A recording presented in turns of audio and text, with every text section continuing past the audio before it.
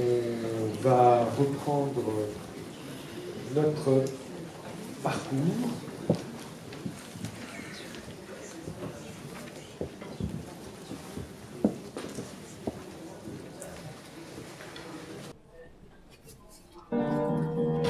Sur s'itinérer, ou comment donner du sens à ce qui se construit, j'invite Audrey Rizzarello, psychologue clinicienne, psychosociologue, experte judiciaire.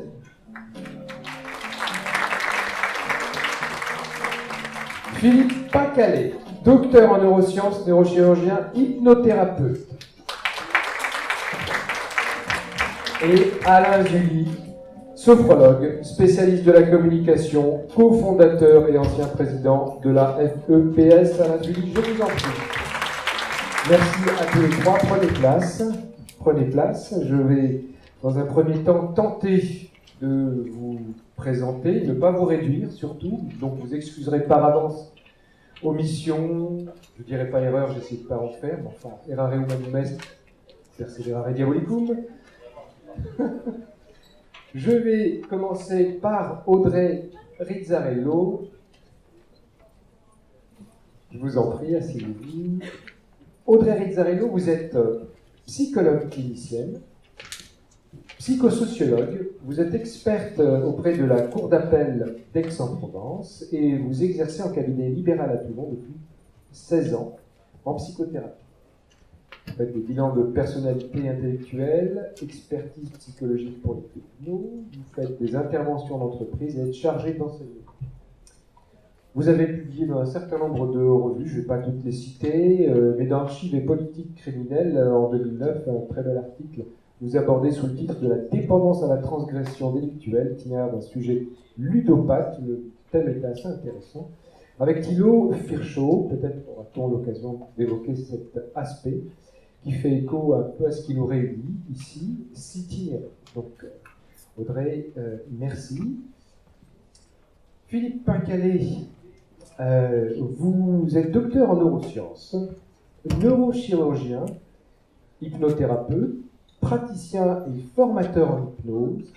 Vous êtes ancien interne des hôpitaux de Paris, ancien chef de clinique assistant des universités.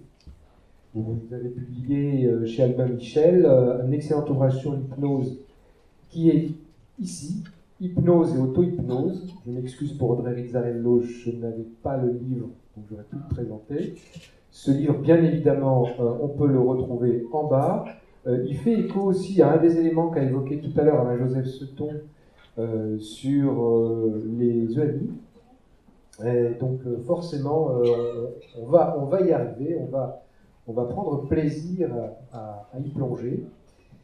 Alain Zulli, vous avez créé en 1983 l'Institut en sophrologie relationnelle d'Avignon. Vous êtes fondateur et ancien président d'une fédération de 15 écoles de formation en sophrologie, FEPS, qui dispense aujourd'hui une certification qui est reconnue par l'État en tant que psychothérapeute en sophrologie, et qui dispense une certification, donc cette reconnue en tant que psychothérapeute. À la base, vous dites avoir traversé avec joie 20 années d'analyse jungienne. Jung est à l'honneur aujourd'hui, vous l'aurez compris. En 2010, la faculté vous contacte pour assurer la direction pédagogique et la formation de personnel hospitalier en sophrologie à la faculté de médecine de la Timone. Vous êtes membre du comité de lecture du magazine Sophrologie, Pratique et Perspective. Vous êtes l'auteur d'un ouvrage CD 40 courtes séances de sophrologie aux éditions du Courrier du Livre, un ouvrage qui fait aujourd'hui référence pour ce métier. On peut donc aussi retrouver votre ouvrage 40 courtes séances de sophrologie en bas, auprès de la librairie Goulard, ou, pour chacun d'entre vous en tout cas, au niveau des ateliers ou des lieux de rencontre qui vous sont dédiés.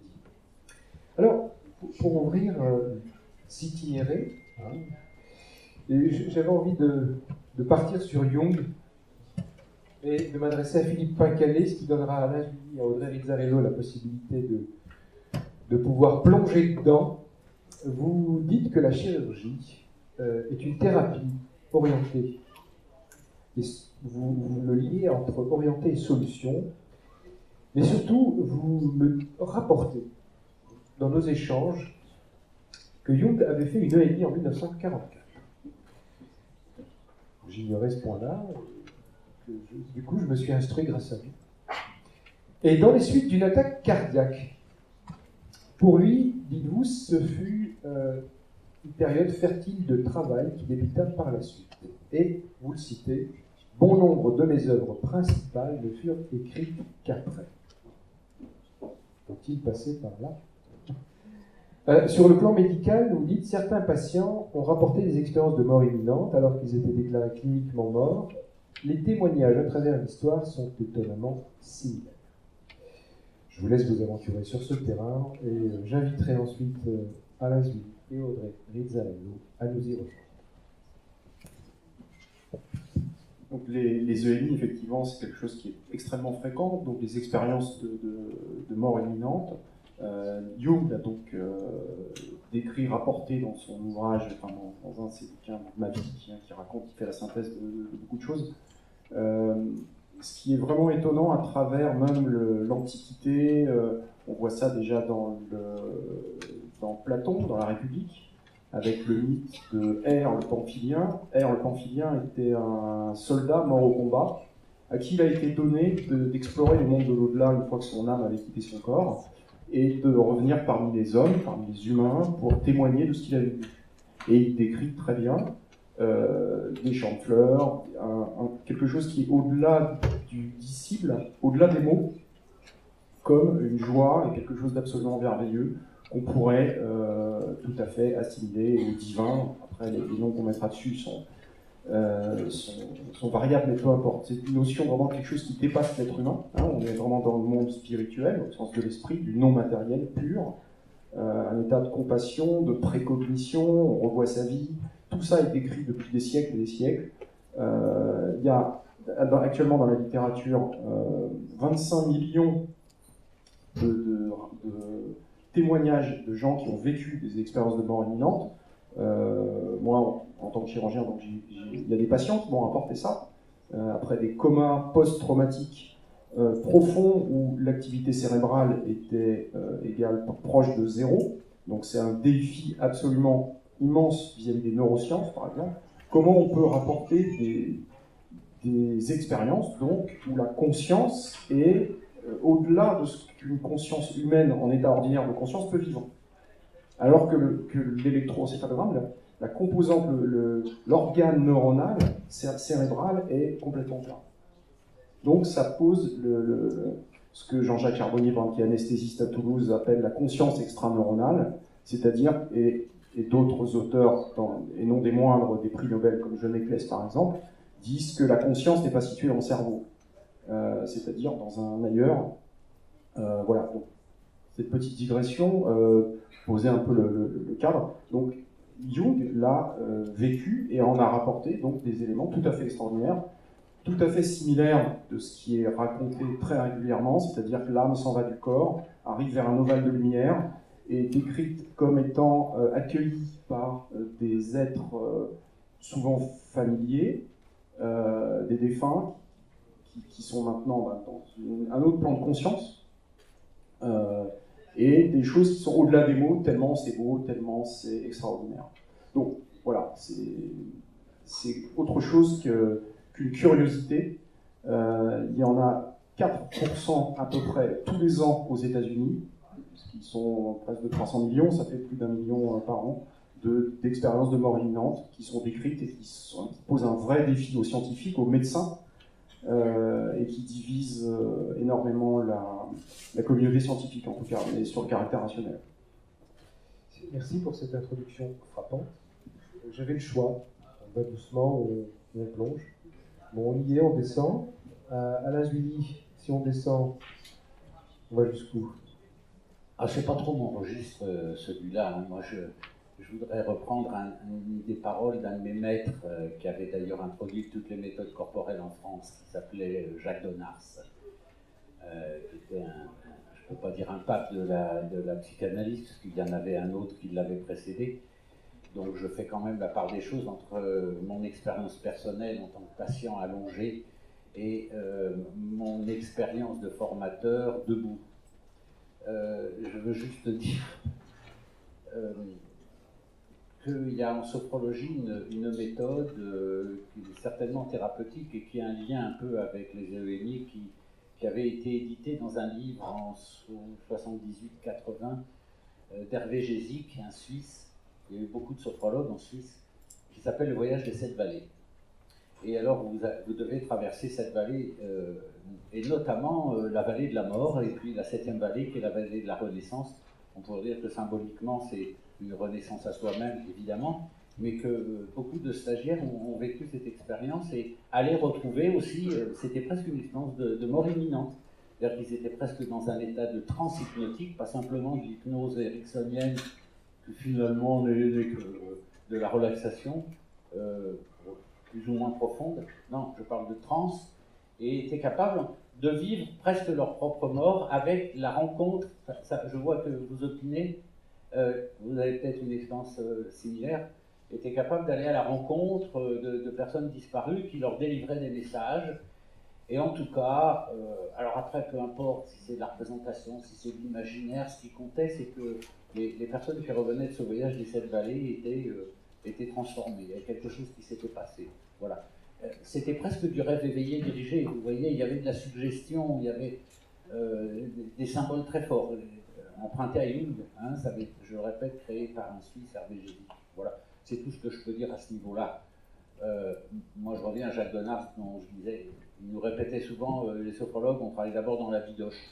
Donc, je vais moins travailler peut-être du cerveau qui se vide au moment où moi, je me mets à l'écoute de mon corps. J'aurai l'occasion d'y revenir, certainement.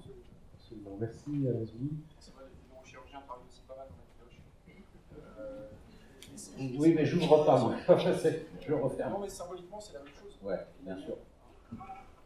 Vous entendez?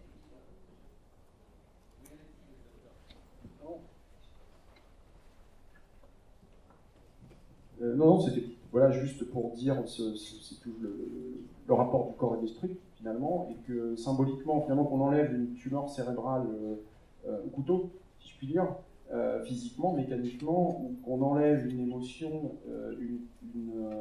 un souvenir, une mémoire qui va vraiment altérer la qualité de vie de la personne pendant des années, voire même mettre sa vie en danger par des menaces de suicide, par des tentatives de suicide, etc. C'est exactement la même chose. Symboliquement, on va extraire quelque chose pour réorganiser finalement une pensée, une vie, une physiologie. Oui, alors, Je ne peux que soutenir ce que dit monsieur, parce que vous avez fait le lien entre Charcot et l'école de Nancy, entre le soma et la psyché, mais il y a beaucoup de chirurgiens qui ne font pas du tout ce lien. Donc c'est tout à l'honneur de ce que vous êtes en train d'évoquer. Combien sont séparés et ne font qu'enlever des morceaux. Voilà. Et ne se préoccupent pas des effets que ça peut avoir. Voilà, on est en quelque sorte des bidochons. Voilà. Tout à fait. Et pour revenir, alors on va écouter Audrey Rizzarello. Moi, j'aurais aimé poser une question extrêmement naïve parce que je ne suis pas du tout spécialiste de la question de l'expérience de mort imminente, mais je profite d'avoir sous la main un neurochirurgien pour poser ma question. Est-ce que, alors, pendant que manifestement sur le plan médical, l'électroencéphalogramme est plat ou alors proche de zéro, donc il n'y a pas d'activité neuronale qui est observée. Pourtant, à ce moment-là, le patient est censé faire une expérience. Hein, je traduis un peu, donc c'est-à-dire qu'il sortirait de son corps. Il y a des fois des récits qui sont dits où il s'est passé ça, et puis alors ce qui colle assez à la réalité, parce qu'effectivement, pendant qu'il était dans cet état de mort imminente, cet événement s'est vraiment passé. Et puis quand il se réveille, il raconte cette expérience-là. La question que je pose, je me fais complètement l'avocate du diable, c'est et si finalement, à ce moment-là, pendant son état de mort imminente, il ne s'était vraiment rien passé sur le plan de sa pensée, de sa psyché, et que c'est au moment de l'éveil que là, des souvenirs fabriqués, des souvenirs se fabriquent, avec une sensation que ça a eu lieu il y a quelques minutes, il y a quelques heures, mais au final, ils se font à ce moment-là parce que justement l'individu, et là je me permets peut-être de faire une petite transition, a besoin d'avoir un parcours de vie, quelque chose qui est important pour lui, et quand il y a du vide, il va le combler par du sens qu'il va essayer de donner. Tout à fait, c'est Philippe le syndrome des faux souvenirs, finalement, comme on peut voir dans ce qu'on appelle les régressions au-delà du temps et de l'espace, qui était aussi, dont on parlera peut-être tout à l'heure, par l'hypnose ou d'autres techniques. Alors non, il a été très très bien montré que c'est pas possible. Que c'est pas possible d'abord parce que, alors, la quête de sens, les gens sont, pour la plupart du temps, tous même, sont surpris par l'expérience. Ils ne sont pas spécialement dans une démarche spirituelle, etc. Voire même pour beaucoup qui ont pu écrire, je pense qu'on parle de neurochirurgien, mais qui est passé de l'autre côté de la barrière, si je puis dire, c'est Eben Alexander, si vous avez lu son livre, qui donc fait une expérience de mort imminente, tout à fait. Et il a décrit ça, c'est quelqu'un d'hyper cartésien au départ, et ça a vraiment transformé sa vie. Donc, pour répondre à votre question, il a été montré devant la fréquence des expériences de mort imminente, que les activités cérébrales, y compris celles qui génèrent les souvenirs, donc c'est la partie interne du lobe temporal, ce qu'on appelle l'hippocampe, les syndromes de déjà-vu, par exemple, on peut tous avoir, on peut dire que quelque part ce sont un peu des mini-crises d'épilepsie qui vont nous faire dérouler une partie de la bande vidéo, de la bande son, en tout cas de notre vie, quelle que soit l'échelle qu'on considère. Donc, non, justement, il y a eu des gens, ça a été tout à fait documenté, publié avec des publications scientifiques, qui montrent que ces structures-là sont complètement au repos, et que même quand elles fonctionnent, elles ne peuvent pas, avec la précision qui est rapportée, c'est une précision quasiment journalistique de l'expérience, et les quelques souvenirs qu'ils peuvent avoir, les gens, si jamais c'était encore une persistance, une réminiscence de l'activité cérébrale, ça n'aurait absolument pas la qualité et la puissance et à la fois émotionnelle, parce qu'ils s'en rappellent toute leur vie, très précisément. Donc, expérimentalement, on peut montrer presque expérimentalement, parce que les gens étaient dans l'IRM fonctionnel au moment où ça s'est produit, parce que les gens surtout étaient pour des explorations avec des électrodes, pour des explorations préopératoires d'épilepsie, ont fait leur expérience de mort imminente avec les électrodes en place. Et donc on a pu reprendre le tracé au moment de la description et voir que pendant, vraiment ils sont filmés en plus parce qu'il y a des expressions parfois assez particulières de l'épilepsie cliniquement, et on peut voir qu'effectivement c'était pas du tout une activité cérébrale, neuronale qui produisait l'expérience. Il y a un excellent livre, juste pour finir là-dessus, qui vraiment fait la synthèse. C'est un livre d'un cardiologue hollandais qui s'appelle Pim van Lommel. En français, c'est Mort ou pas, point d'interrogation, qui a colligé la plus grosse étude d'expérience de mort imminente au monde, 344 cas. Donc, essentiellement c'est essentiellement les attaques cardiaques qui font les expériences de mort imminente, comme c'est arrivé à Jung, par exemple, et qui après épluche littéralement, c'est un assez gros bouquin. C'est absolument remarquable, et il épluche toute la littérature qui va pour ou contre le caractère neuronal ou pas de la conscience. Merci Philippe Pacalet pour toutes ces explications qui vont nous donner à réfléchir. Je reviens un instant avec vous, Audrey Azzarello, puisque vous nous dites que la capacité de l'humain, c'est le raisonnement abstrait, pour ainsi dire, qui différencie de l'animal. Et là, on sent bien que vous avez besoin de comprendre quelque chose qui semble à la fois cohérent, Pacalet a l'air très cohérent dans ce qu'il dit, je le crois volontiers. On a des ouvrages et des références, d'ailleurs son livre vient nous donner un certain nombre de points. Pourtant, on est à la recherche d'éléments différents. Alors, ce qui différencie, alors je schématise, mais ce qui différencie principalement l'être humain des autres animaux, des autres mammifères, si on le prend dans ce sens-là, il y en a trois principales différences. La première, elle est sur le plan de la dextérité, de la capacité à manipuler les choses avec précision, finement, etc. La différence, c'est le pouce. par rapport aux autres espèces mammifères. Alors même si, là ce que je vais dire, c'est qu'il y a d'autres espèces qui ont certaines de ces composantes, mais l'être humain a les trois en lui-même. Donc le pouce qui permet cette dextérité, cette précision dans les gestes, et de construire des choses qui demandent, qui nécessitent cette précision de geste. La seconde grande différence, c'est un langage précis, avec un vocabulaire très varié, avec la capacité de la négation. On parle à syntaxe, on peut exprimer une idée par sa négative. Et donc cette capacité-là permet une communication à l'intérieur même de l'espèce humaine, une communication qui là encore va être précise, fine, poussée, etc. Et la troisième capacité, c'est là où j'arrive, là où vous souhaitiez m'amener, c'est la capacité de raisonnement abstrait, d'intelligence abstraite, et où en fait on peut réfléchir, penser sans avoir besoin de matériel concret qu'on peut manipuler, que l'on peut voir, etc. On est capable de philosopher. Et voilà, et donc ces trois capacités-là ont permis, au fil des millions d'années où l'être humain est sur Terre, d'évoluer, de créer à la fois que ce soit dans du bâti, que ce soit dans la société, etc. Et puis nous en sommes à 2,8 millions d'années aujourd'hui, après cette évolution-là. Ensuite, cette capacité d'intelligence abstraite, moi je me pose une question, mais là encore c'est vraiment une question.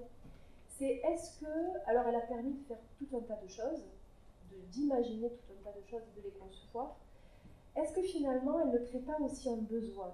C'est-à-dire que nous avons besoin de la nourrir, cette intelligence abstraite. Et donc nous avons besoin de donner du sens aux choses. Et bien évidemment, à quoi en tout particulier? C'est-à-dire à nous-mêmes. Donner du sens à notre existence. La vie est difficile, il y a des frustrations tous les jours, on n'obtient pas ce qu'on veut, etc. Et pourquoi malgré tout, eh ben, on est sur Terre, on vit tout ça, on a besoin de donner un sens à pourquoi se lever le matin, etc. Voilà, donc c'est une vraie question par rapport à cette intelligence abstraite. Est-ce qu'elle ne crée pas le besoin de donner du sens? Alain Sully, le Dasein.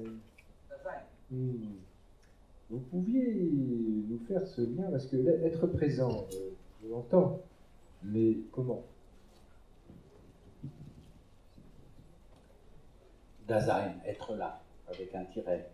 Moi, j'ai juste envie de demander au public, est-ce que vous êtes là?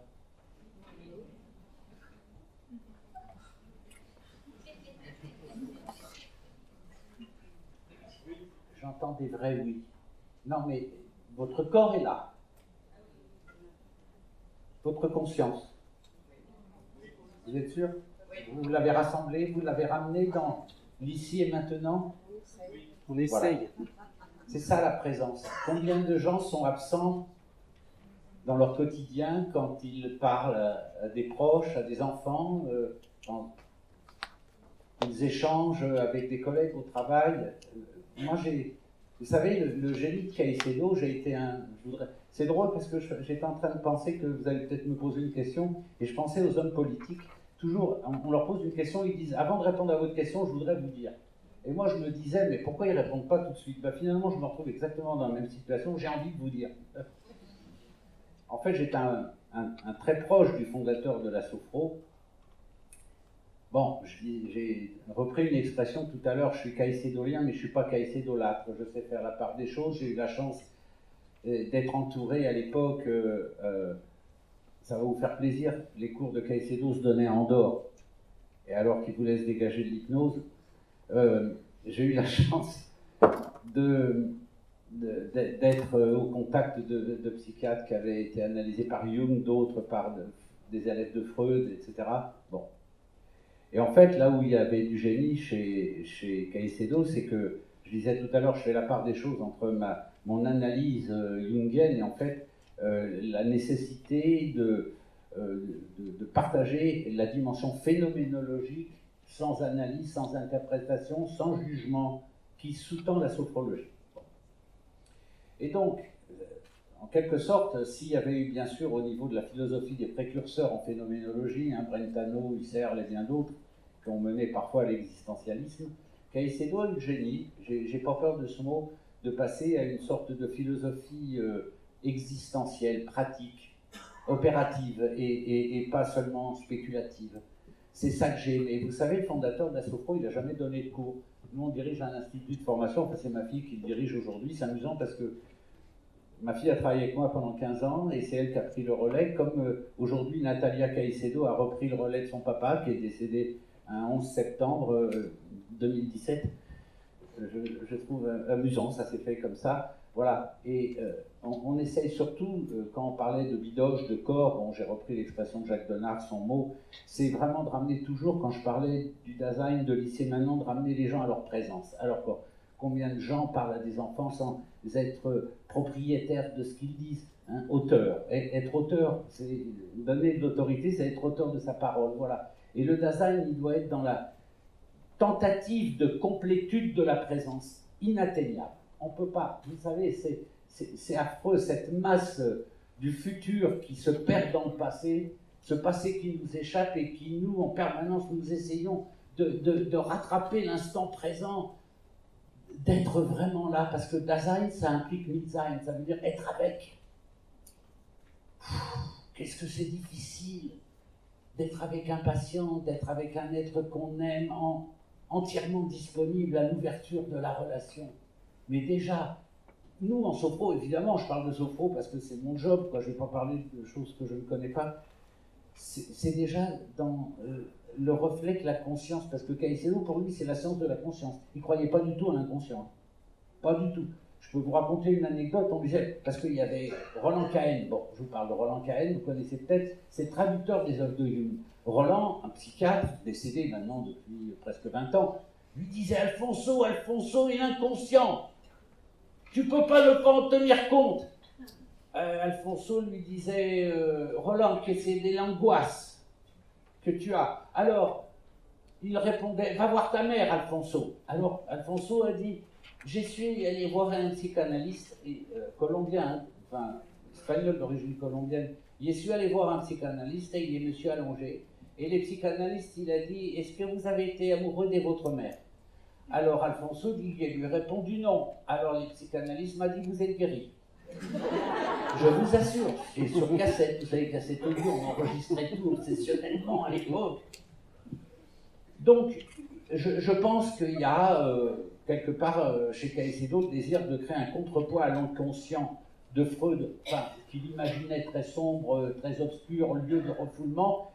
La science de la conscience. Évidemment, 80% des gens, à moins qu'ils aient peur de leur propre inconscient, mêlent l'inconscient, cette fameuse ligne s'exprime entre le conscient et l'inconscient que défendait Roland Cahen à leur pratique sophrologique. Bon, voilà. Donc, en tout cas, c'est très phénoménologique, c'est-à-dire cette présence. Donc, la conscience reflète la présence du corps. Moi, je commence toujours les cours comme ça. Votre corps est là, oui, il est complètement là. Le corps, vous voyez, je ne sais pas quelle heure il est, mais tant que je vous le dis, c'est déjà plus cette heure-là. Le corps, il est toujours dans cette totale présence. Et la conscience, en quelque sorte, essaye toujours d'attraper cette présence, donc en sophrologie, en se servant du corps comme appui, comme reflet, comme support, pour tenter d'être vraiment dans cet accueil, mais pas simplement dans l'accueil de soi, de sa respiration, dans l'accueil de l'autre, dans l'accueil du monde, de toutes les informations qui peuvent nous parvenir. À la limite, quand je vous écoute, je suis plus passionné par ce que vous êtes en train d'évoquer que par ce que j'ai envie de dire. Soyez rassurés, c'est réciproque. Non, on écoute mieux l'autre dans ce qu'il a à nous dire de nous, peut-être. Et forcément, vous nous révélez un certain nombre d'éléments et ces histoires aussi nous permettent de nous rattacher finalement, nous, pommes tombées d'un arbre, à quelques racines que nous recherchons. Philippe Pincalé, Exit l'inconscient. On verra ça ce soir. Hein. Je vois, on aura à aborder ces points-là un peu différemment. Cette conscience, alors corps, conscience, on voit qu'on navigue entre besoin de comprendre, finalement, de palpable, de pouvoir voilà, du concret. De l'autre côté, il y a une certaine aisance à pouvoir le définir, hein, cette conscience, et puis en même temps une fracture, avec un certain nombre de cas cliniques que vous évoquez, et je pense que dans les séances de sophrologie, on doit en avoir aussi un certain nombre, peut-être on pourra arriver à faire du lien, mais ces cas cliniques que vous évoquez sont assez troublants. Vous, docteur en neurosciences, arrivez à nous instiller un certain goût pour le MI.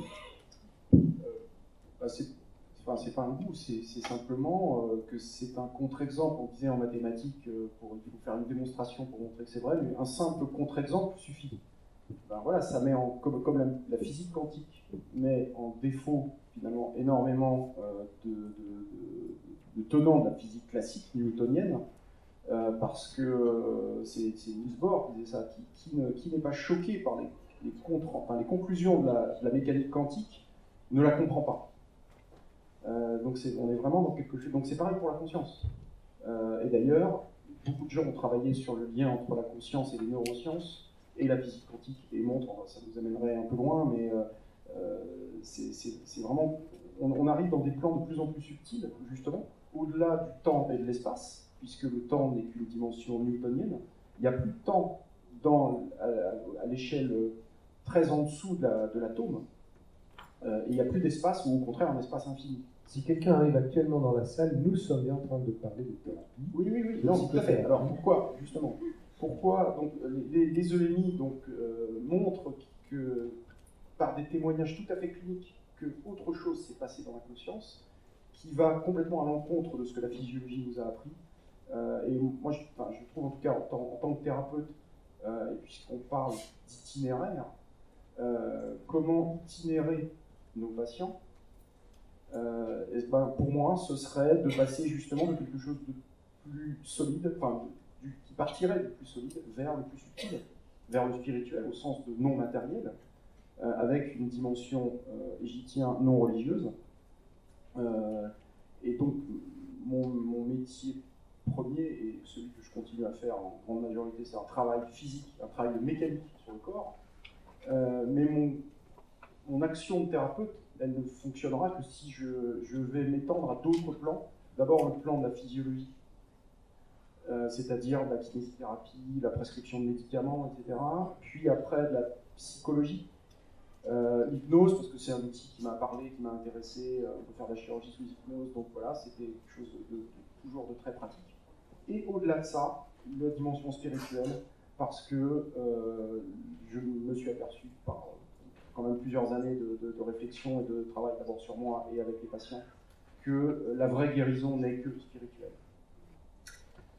Audrey Rizzarello, cette guérison spirituelle, ce parcours, pour ainsi dire, en vue de s'itinérer, vous l'entendez comment? On passait quelque part du vulgaire au subtil, de la pierre brute à la pierre taillée, s'il faut s'entendre ainsi. Vous l'entendez également? Ça me fait penser à un patient que j'ai eu, alors si je peux me permettre. Hein. Vous pouvez. Merci. C'était un adolescent qui est venu me consulter en me disant, voilà, je viens vous voir parce que j'ai des pulsions, j'ai envie de tuer ma mère. Voilà, j'en ai envie, pour l'instant je me contrôle, mais j'ai peur un jour de lui faire du mal. Et alors il me raconte ses pulsions et il me dit, ben voilà, j'imagine que je vais le faire avec un couteau, que je vais la dépecer. Et en fait, dans ces pulsions, comment dire, le fantasme est assez horrible. Et donc, on fait des consultations pendant des semaines, des mois. On parle de ce qu'il ressent, de son histoire, etc. Bon. Et j'ai du mal à mettre le doigt sur vraiment que traduisent ces pulsions, qu'est-ce qu'il y a derrière. J'ai du mal à comprendre ça. Donc moi, en tant que thérapeute, j'ai du mal à mettre du sens au problème. Et un jour, le hasard fait que sa maman vient le chercher suite à notre consultation, et là je la vois. Et physiquement, je suis assez surprise. Cet adolescent, c'est un adolescent blond, aux yeux bleus, et la maman est complètement asiatique. Physiquement, c'est une asiatique. Et je trouve ça assez surprenant. Et bon, je me dis, mais dans cette symbolique-là, dans son fantasme, il lui enlève la peau. Est-ce qu'il n'est pas en train de me dire que son image, finalement, le dérange? Et que c'est cette image-là qu'il veut lui enlever, c'est cette apparence-là. Est-ce qu'il n'y aurait pas une problématique qui serait de l'ordre de l'identification? C'est un adolescent qui est en train de se construire en tant qu'adulte. Il a besoin de repères, de père aussi, de mère également, d'éphémère, etc. Et peut-être qu'il y a une problématique à ce niveau-là. Et donc la séance d'après, je lui parle de ma surprise et je lui demande si mon questionnement, enfin, il le comprend. Est-ce que c'est quelque chose qui pour lui ne pose aucun problème? Et en fait, effectivement, le problème, en tout cas en partie, venait de là. Le papa était absent. Et la maman était, on va dire, chargée de son éducation. C'était elle qui avait beaucoup de présence dans le quotidien de cet adolescent. Et puis, donc, en manque de père, il recherchait un repère. Et dans ce repère, qui était finalement la mère, il n'arrivait pas à s'identifier. Il y avait des différences d'aspect, mais peut-être aussi de personnalité. Et puis finalement, il était fixé dans cette problématique-là d'identification. Et au final, alors là, on est dans le parcours de vie, mais qui ne commence pas à la naissance, qui commence avant, avec toute l'histoire familiale, qui va s'inscrire aussi dans la construction de la personnalité, en l'occurrence là, de l'adolescent. Voilà. Alors merci pour cet exemple, parce que du coup, vous nous fixez au repère, et la salle n'a peut-être pas entendu Alain Zuly dire remère, au moment où on disait repère, et nous y allons vers cette remère d'une certaine façon, puisque à l'évidence, ce dont il faut se débarrasser, cette épée dont il faut se débarrasser pour aller vers ce subtil, vous nous invitez à aller un petit peu plus loin là. Alors voilà, moi je pense qu'il manquait un père, que cet adolescent avait besoin de repères, et qu'il y a eu pour cet effet-là un éphémère. Donc voilà. De combien de temps a-t-il duré, Alain Zuly? Si cet éphémère était temporel, finalement. J'étais plus dans la présence. Non, mais attendez, l'effet père, l'éphémère, le remère, les pères tuteurs, les pères absents. Plongez-vous dans Grand Corps Malade. Il y a une chanson extraordinaire à ce propos qui est extrêmement symbolique. Voilà. Vous me posez une question. La question n'avait de sens que lorsqu'elle est entendue. Donc, Ah, il est pas mal. Je ne le connaissais pas, terrible jusqu'à ce matin, mais... il y a des matins comme ça. Hein. Oui, dit la chanson. Oui. Non, enfin, ce que dit Madame, voilà, c'est intéressant. Je vais revenir au corps, hein, enfin, et puis à itinérance. Conscience, corps, itinérance. Ouais, alors téléphone maison. Errance. Combien de gens sont en errance? Et ils sont très loin de téléphone maison, maman. Et donc nous, on essaie de rassembler le IT qui téléphone, je ne sais pas, vainement à quelqu'un qui est absent, enfin qu'il recherche, qui est en creux à l'intérieur de lui, et on essaie de le ramener à lui-même et plus être un alien en quelque sorte, sortir du lien que nous offre notre corps. Non, mais j'avais réfléchi un peu depuis 5 minutes, pour ça j'étais plus tellement là à l'itinérance. De se ramener à soi-même. Voilà. Je crois que c'est l'essentiel. Alors, phénoménologiquement, on ne va pas donner un sens en sophro. On est toujours, je le reprends, dans l'ici et maintenant, comme si fuera la primera vez, disait le fondateur, et qu'on adore à reprendre. D'ailleurs, je crois que vous aimez les anecdotes. Quand Caicedo est venu, on a eu la chance de l'accueillir plusieurs fois et d'organiser des conférences. et avec la maman de ma fille, donc mon épouse d'alors, aujourd'hui décédée, on est allé à l'île sur la Sorgue. Le promener, je voulais lui montrer, voilà, les roues, tout ça, comme la roue de la vie. Et alors, son épouse, Colette, qui est toujours vivante, qui est française, et grâce à laquelle d'ailleurs il a créé la sophrologie, parce qu'elle faisait du yoga, et il lui disait, mais qu'est-ce que tu fais? Il lui disait, je modifie mes niveaux de conscience. À partir de là, où, en tant que neuropsychiatre, il s'est d'abord intéressé à l'hypnose et après aux méthodes de modification des états de conscience. Donc, Colette, son épouse et la mienne étaient un peu loin, et alors on marchait tous les deux comme ça. Je lui disais, regardez, professeur, ça j'étais fier quand même d'être avec le fondateur de la méthode. Et à un moment, il s'arrête, il me tape sur l'épaule et il se retourne, il me dit, voyez Alano, il m'appelait Alano, quand vous regardez votre épouse tous les matins, si c'était la première fois, tous les matins, vous changiez d'épouse.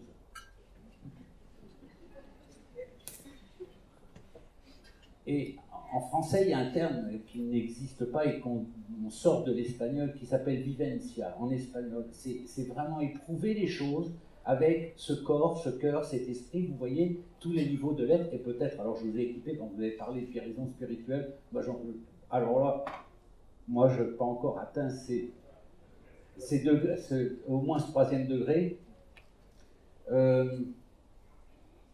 Je trouve quand même que de vivre chaque instant comme si c'était le premier ou comme si c'était le dernier, je ne vais pas donner du sens. Enfin, je reprends le thème de la conférence, je ne vais pas donner du sens. Mon corps se construit. Je vais revenir, j'ai travaillé, j'ai eu la chance avec Anne Ancelin en psychogénéalogie. Et elle dit... oui, et elle disait, elle écrit d'ailleurs, je ne sais plus si c'est Haïm mes aïeux ou Guérir autrement, enfin, en tout cas, moi je faisais des exercices de sophro par rapport à des gens qui travaillaient leur art. Et elle disait, le corps est avant tout un corps psychogénéalogique.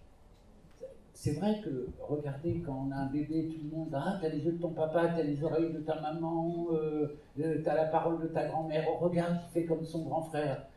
Et alors en sophro, on dit, prenez conscience de la forme de votre tête, de votre cou, de votre nuque, de vos épaules, de vos bras. Et vous vous rendez compte, cette nécessité de se dégager d'un corps psychogénéalogique pour avoir un corps proprio, pouvoir se réapproprier son propre corps, mais sans forcément donner du sens. J'ai envie de dire, et après j'arrête là, parce que quand on met moi 10 centimes, j'ai envie de dire, c'est pas nous qui allons donner du sens, c'est le sens qui va se donner à nous. Et lorsque vous évoquiez cette anecdote où vous disiez chaque matin, tu as une nouvelle épouse, quelque part, moi je l'entends aussi comme une façon de naître à soi à nouveau, puisque finalement on ne s'épouse jamais que soi-même à un endroit, et on est en lien, dans cette alliance symbolique avec l'autre, mais avec soi. Donc je l'entends bien dans cette construction aussi que vous avez évoquée, puisque vous parliez du corps, de cette construction permanente, de cette élaboration intérieure, qui demande aussi à comprendre les différents plans dans lesquels nous nous situons, puisque tout à l'heure, Philippe Pincalé nous disait clairement, en fait, en gros, nous ne savons pas où nous sommes. Nous savons que nous sommes ici et maintenant, mais allez savoir de quel maintenant il s'agit. Et précisément, puisqu'on était sur père et repère, vous avez évoqué la mort, moi je l'entendais l'âme hors. Finalement, jusqu'où va-t-elle, Philippe Pincalé? Il y a plusieurs grilles de lecture. On peut parler, donc on parle des expériences de mort imminente qui ont cette dimension de témoignage clinique, donc presque scientifique, en fait, puisque les gens rapportent, y compris des enfants, dont on peut difficilement taxer des enfants de 8 ans. Oui, tout à fait, oui, qui racontent ou qui dessinent même l'ovale de lumière, qui défile le fil d'argent, qui est repris dans toutes les traditions depuis 5000 ans. Donc, est-ce que c'est une synchronicité? Est-ce que c'est des faux souvenirs? C'est difficile, enfin ça ne tient pas beaucoup. Alors il y a une autre grille de lecture qui est celle qui a été adoptée par beaucoup de gens en hypnose, par exemple, qui est la régression dans ce qu'on peut appeler les vies antérieures. C'est une étiquette. Je pense au psychiatre Michael Newton, par exemple. Souvenir de l'au-delà. Il en a écrit d'autres, mais celui-là est quand même assez démonstratif, qui est aussi un témoignage journalistique de tous les cas qu'il a traités pendant toute sa carrière. Il y en a 10 000 à peu près. 10 000. ce sont essentiellement les patients qui parlent dans son livre. Lui est là pour accompagner. Et il a structuré, c'est sa femme qui lui servait de secrétaire, ils ont enregistré toutes ces séances pendant très longtemps. Il y en a qui n'étaient pas utilisables, ils ont mis ça en forme, ça a été vraiment un énorme travail. Et simplement, en 2 mots, dans l'introduction, il décrit très bien que lui avait donc psychiatre formé à la faculté, donc un esprit très cartésien aux États-Unis. Il se forme à l'hypnose comme psychothérapie, donc il démarre ses consultations et s'aperçoit que des gens en état d'hypnose vont commencer à parler une langue un peu bizarre, qui ne parlent pas en état ordinaire de conscience. Il a fini par les enregistrer, il est allé voir des spécialistes des langues, ils se sont aperçus que c'était de l'araméen, c'est-à-dire une langue qui était parlée il y a 2000 ans à l'époque du Christ. Bon, alors, il rapportait également des souvenirs dans des situations qui n'étaient absolument impossibles qu'autrement ils puissent se connaître, qu'il puisse y avoir une invention d'une manière ou d'une autre. Et simplement, il le décrit de manière très factuelle. Donc, si ça vous intéresse, vraiment, lisez ça comme pas du tout quelque chose de dogmatique, mais quelque chose de très intéressant, un témoignage clinique. Moi, je trouve que c'est de la médecine expérimentale. Sur ce qui vient d'être dit, réalité psychique et réalité objective, Audrey Rizzarello, vous percevez ça comment? S'itinérer, oui, mais ces deux réalités-là sont-elles complémentaires? Je dirais que dans l'enjeu d'une psychothérapie, la réalité objective, peu importe, vraiment. En tant que thérapeute, peu importe. La question, c'est la réalité psychique du patient, c'est ce qu'il ressent, ce qu'il perçoit, ce qu'il comprend, etc. Voilà. Et c'est quand on voit les choses comme ça qu'on est vraiment dans l'écoute du patient. Alors moi, je souhaiterais rebondir sur ce que dit Philippe. Je trouve ça absolument fascinant, et ce qui me fascine, c'est qu'on n'ait pas encore d'explication sur tous ces phénomènes.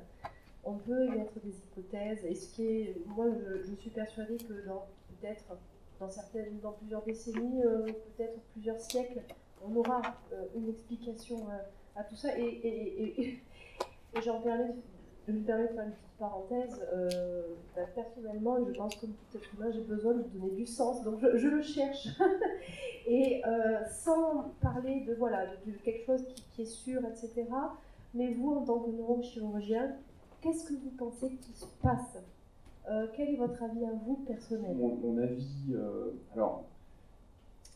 Mon avis est tout à fait pragmatique et objectif. Je suis super cartésien, et je dirais que vraiment, Michael Newton disait qu'il n'y avait pas plus cartésien que moi au départ, et ça reste vrai, mais d'un autre côté, on peut avoir les pieds au sol et puis s'ouvrir à des dimensions simplement pour avoir, avec ce côté quand même auquel je tiens, de pragmatique. Est-ce que c'est efficace? Est-ce que je vais être efficace? Je suis un acharné du résultat. C'est pour ça que thérapie brève, orientée solution, ça me va bien, parce que je suis un peu impatient aussi, et je pense que souvent les prises de conscience, le cerveau, les neurosciences nous montrent ça, le cerveau fonctionne, son unité de temps, elle est au-delà inférieure à la seconde. Hein, les insights qu'on peut avoir en méditation, par exemple, sont des prises de conscience quasiment immédiates, une espèce de flash comme ça. Donc ce que j'en pense, c'est que ça rend service, effectivement. J'avais donc fait passer à Thierry deux témoignages, il y en a d'autres, mais qui sont assez caricaturaux, de comment j'ai pu, dans un itinéraire, parce que c'était un peu la thématique, le fil conducteur, de passer finalement donc d'un travail physique sur le corps avec la chirurgie jusqu'à des solutions spirituelles que le patient est allé lui-même chercher. Moi, j'étais que l'accompagnateur, j'étais l'étincelle qui a fait que sa réaction alchimique s'est produite.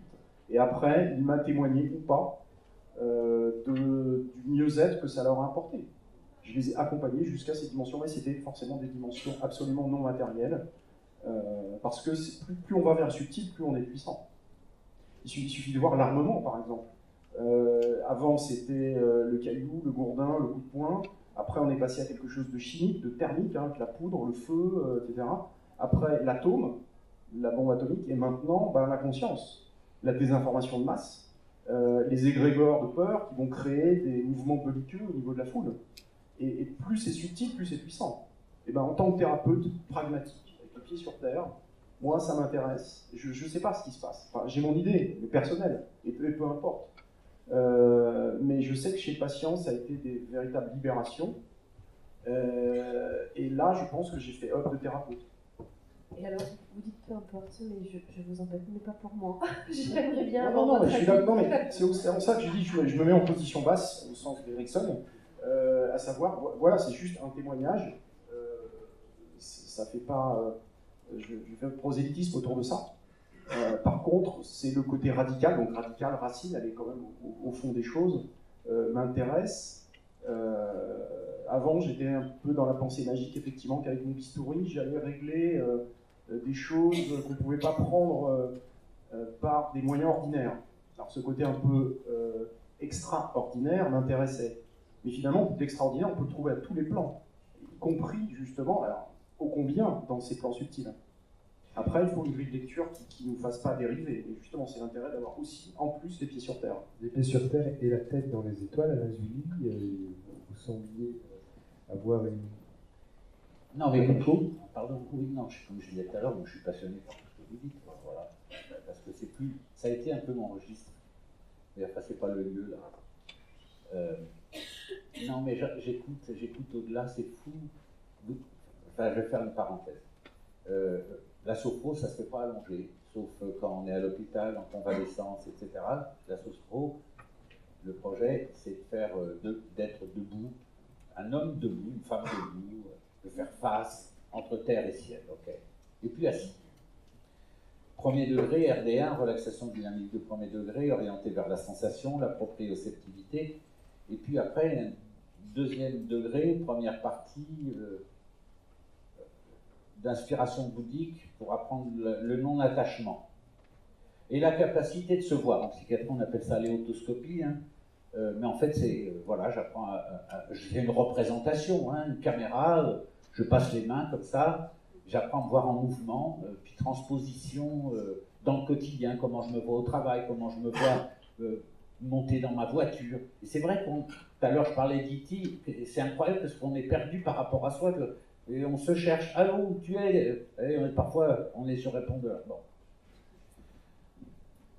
Et là, je vous écoutais, mais c'est fou, si je prends du recul par rapport à nous, puis par rapport à plein d'autres, qu'est-ce qu'on soigne, ou on traite, ou on forme par projection? C'est énorme. Ils ne sont que le résultat des propres phénomènes, enfin, l'autre, le grand autre, n'est que le résultat de ce que nous projetons, de ce que nous incarnons. Oui, bien sûr, sans prosélytisme, sans délire.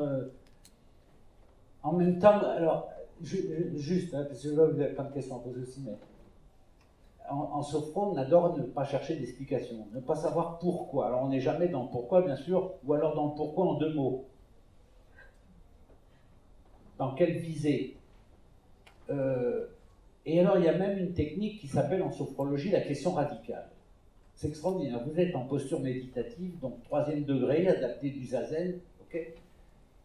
Vous pouvez me tenir le micro, c'est gentil. Et voilà. Les yeux mi-ouverts, le poing gauche sur le hara, l'autre main le recouvrant. Et Caicedo nous faisait vivre, laisser tomber une question. On la laisse tomber, on est en méditation. Mais surtout, ne cherchez pas de réponse parce que ça va tuer le processus. Au quotidien, c'est extraordinaire. Je ne sais pas. Mais je m'en fous. C'est ainsi.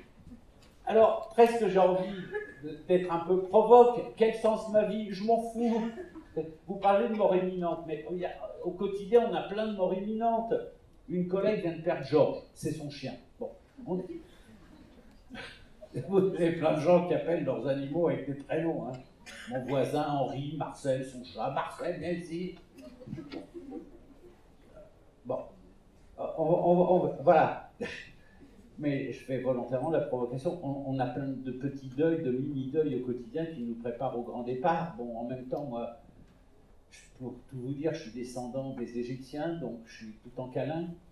Je suis né de profil. Je viens d'avoir l'expo Toutankhamon à Paris, extraordinaire. Et ce qui compte, c'est après, quoi. C'est après, mais après, je ne sais pas. Et je me demande si l'après, il n'est pas maintenant, parce que je ne sais pas. Ce qu'il y a après, juste l'instant présent. On précède peut-être cet instant-là, à chaque instant, effectivement. Et Abraham Maslow, c'est une réflexion qu'il nous donnait et que Philippe Pinkeler partageait avec moi, disait de la science moderne qu'elle doit admettre ce qu'elle peut comprendre ni expliquer, ce pourquoi il n'existe aucune théorie, ce qui ne peut être mesuré, prédit, contrôlé ou provoqué. Elle doit accepter jusqu'aux contradictions, illogismes et mystères, tout ce qui est vague, ambigu, archaïque, inconscient, et tous les aspects de l'existence qui sont difficiles à communiquer. Dans l'idéal, elle est complètement ouverte et n'exclut rien.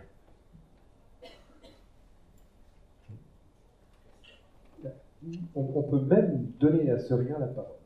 Philippe Pinkeler ?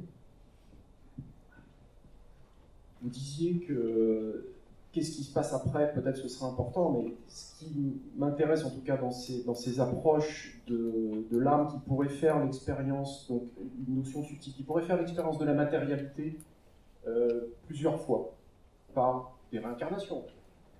Ce qui est intéressant, et là, la démarche en tout cas thérapeutique, ce qui m'intéresse, c'est de savoir ce qui s'est passé, non pas après, mais avant, pour trouver des clés ici, que la plupart des patients pour lesquels, sur certaines tumeurs qui sont qui ont un pronostic effroyable, pour lesquels la science, encore maintenant, est avec des médianes de survie très faibles, sont en échec complètement.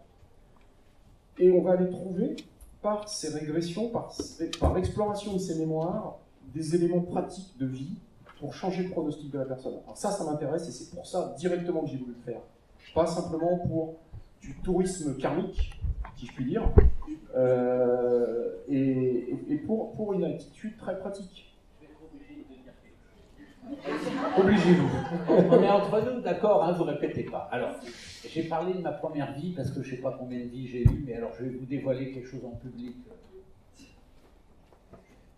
J'ai été, je ne sais pas si je peux le dire, de l'hypnose, j'en ai fait sur des milliers de gens. J'ai quitté parce qu'il y avait une autre intentionnalité dans la sophro. Je l'ai quitté quand j'avais 27 ans. J'ai fait beaucoup de régressions mémorielles. Beaucoup.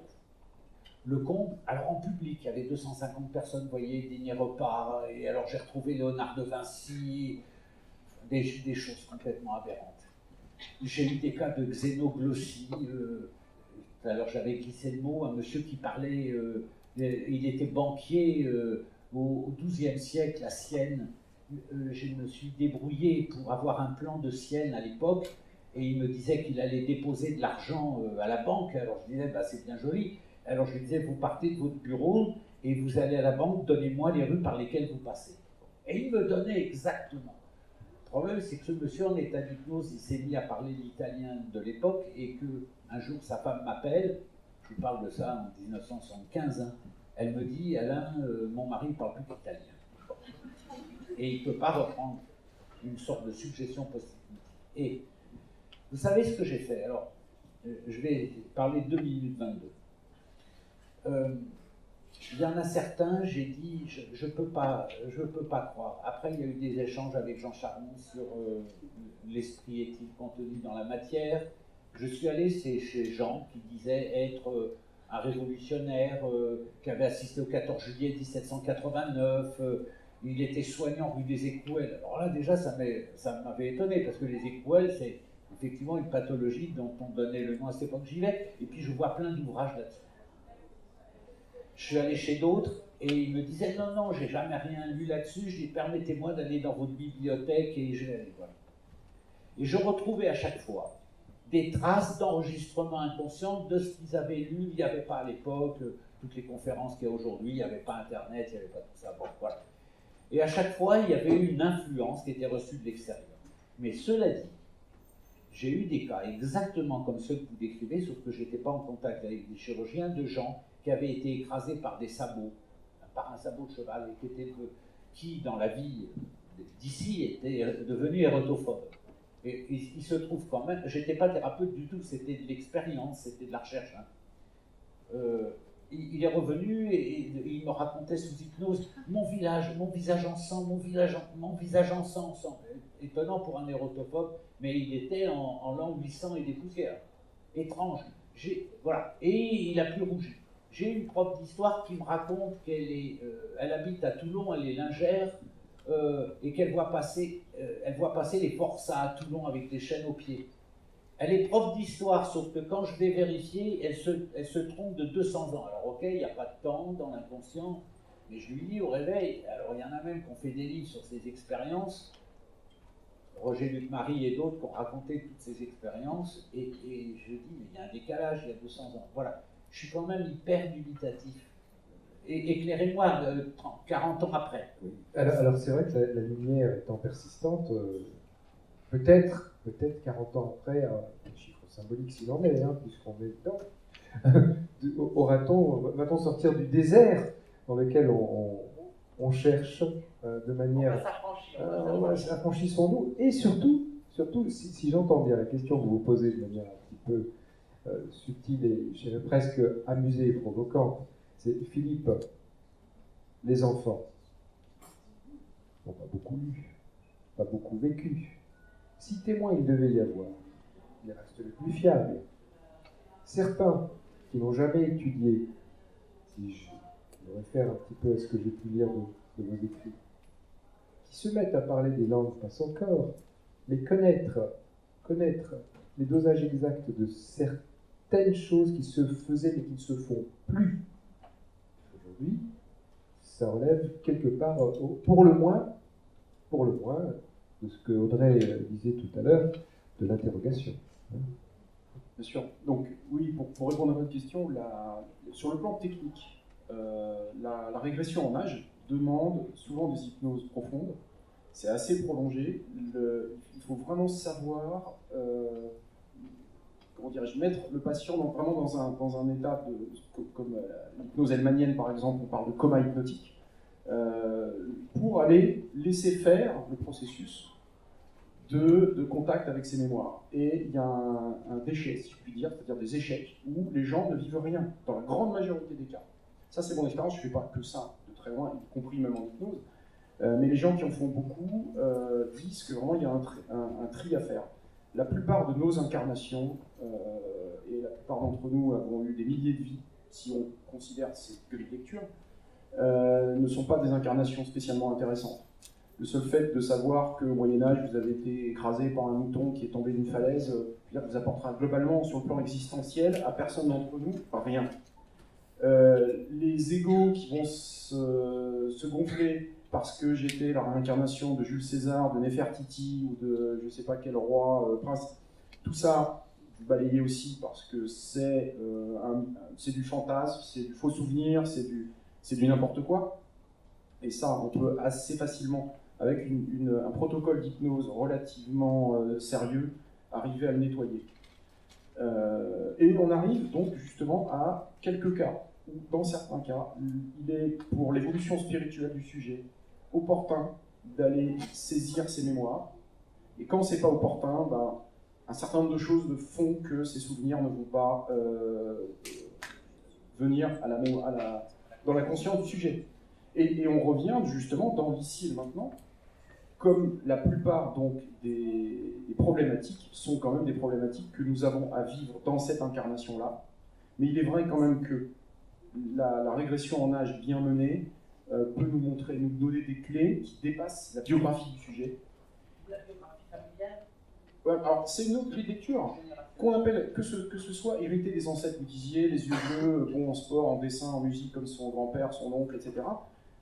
Peu importe, l'idée c'est que je pense, enfin il me semble, que pour la thérapie, ce qui est pertinent justement, est-ce que c'est utile, qu'est-ce qui va être utile pour le patient? C'est de savoir qu'il a une mémoire qui est en lui, en quelque sorte, dont il n'est pas spécialement l'acteur. Que ce soit l'ancêtre qui n'a pas réglé ses casseroles, ou son avant-dernière vie, ou 70 vies avant, qui est quelque chose d'origine karmique, ça, je pense que c'est pas important. Peut-être. C'est pas un alibi. Non, c'est pas important. Le problème, c'est qu'il aura difficilement la clé, et je reviens sur l'histoire des tumeurs cérébrales, Pour certaines tumeurs où justement ils n'ont pas de réponse existentielle, ils ont trouvé certains, j'en ai rapporté un comme ça me paraissait intéressant, et ça m'a construit comme thérapeute, l'itinéraire il était aussi pour moi, de voir que finalement il a dans ses différentes mémoires vécu ce que Freud appelait des névroses de destinée, finalement des mécanismes de répétition, mais à l'échelle karmique. C'est-à-dire qu'il est mort à peu près au même âge, plusieurs fois de la même chose, et qu'il reproduit encore ce schéma-là. Alors si j'entends bien, vous voyez j'entends bien, surtout que finalement vous y intéressez avec une injonction. Tu meurs. Hein, et c'est à partir de ça, il y a une allitération là-dedans. Hein. Donc il faut effectivement s'aventurer. Audrey Rizzarello, sur ce que vient de dire Philippe Pincali. Je me demande si finalement donner du sens à sa vie, à son ressenti, que ça ait une explication qui concerne notre vie à partir de notre naissance ou bien notre histoire familiale, etc.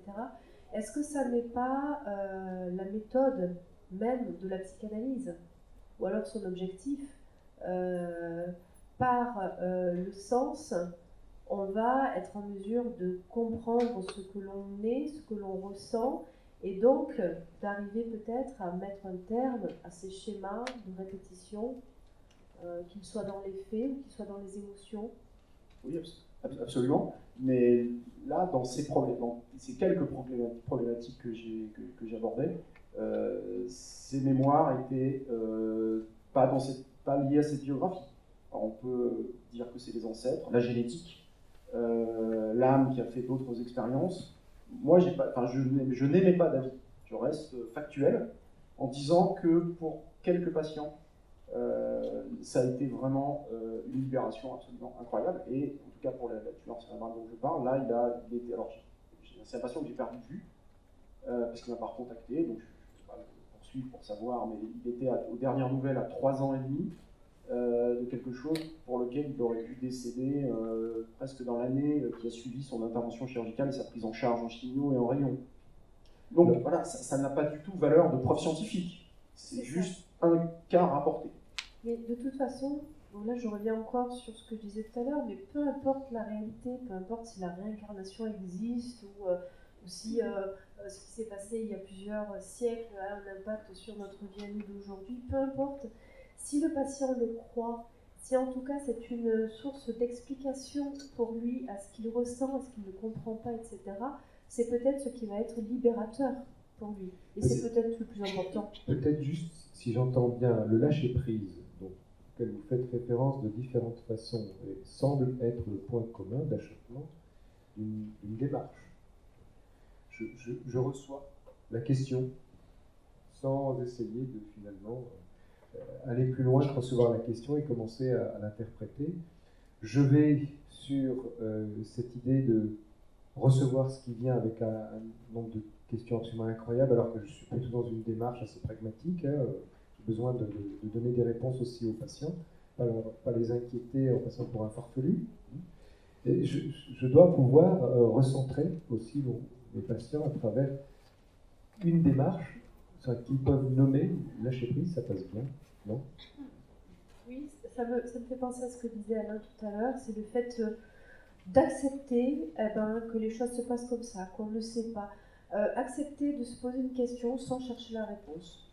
Laisser tomber en soi la question. Oui, mais il faut aller un petit peu plus loin. C'est-à-dire que, vous savez, en phénoménologie, mais tout comme en sophrologie, on utilise au bout d'un certain temps de travail sur soi, le suffixe IT. Projection à existence, réalité, sociale, société, groupe, groupéité, etc. Le projet de cette séance, qui est quand même une séance de personnes qui se sont déjà entraînées un certain nombre d'années. Sinon, ils vont se dire, je pose une question radicale, une question essentielle, alors après on se met en position au fond du fauteuil, comme ça, qu'on appelle position deuxième degré. Ah oui, alors je pourrais faire ci, je pourrais faire ça. C'est pas ça le projet. Le projet, c'est juste laisser tomber la question sans chercher de réponse.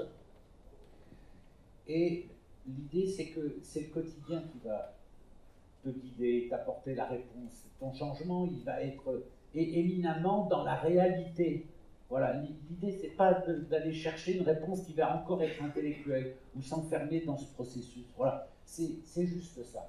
Voilà, mais c'est une technique de 3e degré, déjà avancée. Être capable, c'est très zen. Hein. Je me rappelle, enfin, c'est pas je me rappelle, j'ai une histoire, c'est un apprenti lama, quoi, on va dire. Alors, il a fait plein de méditations et puis, il va voir son maître. Maître, alors j'ai médité là sur la justice, j'ai médité sur le bonheur, j'ai médité. Sur quoi je médite maintenant, maître? Vous la connaissez? Et il lui dit sur ton coussin. Bon. Le zafu, vous savez, le coussin, ça s'appelle un zafu pour ceux qui font de la méditation, là, du zazen. Alors, évidemment, en tant que thérapeute, les gens vont venir nous voir. Enfin, je suis plus formateur que thérapeute. Hein. Pour essayer de comprendre, de saisir, mais en même temps, dans le quotidien, je suis sur ma chaise, quoi. Quand tout à l'heure je vous demandais est-ce que vous êtes là, voilà, vous êtes dans votre fauteuil. Pas plus loin que là.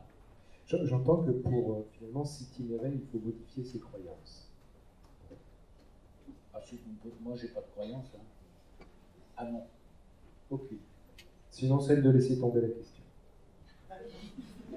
De toute façon, toute œuvre entreprise à l'intérieur de soi trouvera sa propre réponse à l'extérieur. Qu'est-ce que vous pensez, Alain, maintenant? C'est voir l'extérieur qui est devant nous, pour voir les questions qui pourraient apparaître.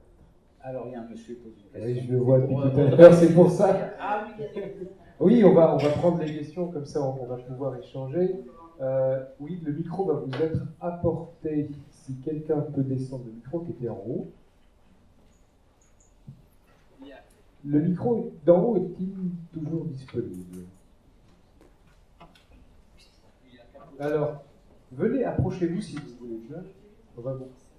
Comme ça, oui, venez sur scène. Oui, vous allez voir, c'est fantastique. Je